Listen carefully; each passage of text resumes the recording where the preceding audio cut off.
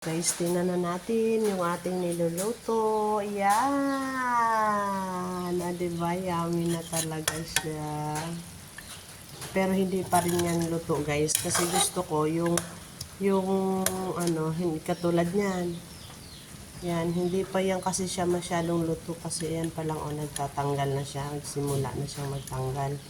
Pero, gusto ko yung talagang malambot na malambot. Ayan. Luto na to. Guys, luto na siya. Pero, hindi pa talaga siya. Hindi pa yan ang gusto kong makita sa kanya. Wala yang tubig, guys. Kung ano yung nilagay ko kanina dyan, yun lang yung iniluto natin sa kanya. Hindi na ako naglagay ng kahit na ano. Diba? Sarap.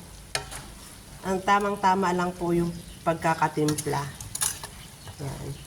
Mahina lang po kasi yung apoy niya. Ayan halos hindi makita yung apoy. Kasi nga, hindi po pwedeng malakas ang apoy dahil, ayan nga, masusunog nga siya. Ay di, pag nasunog nga, wala na tayong balita dyan.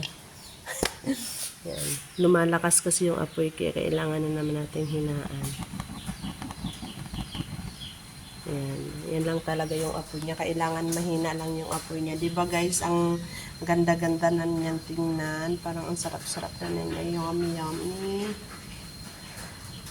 Yan. So, abangan niyo yung mukbang naming mag-asawa dyan guys.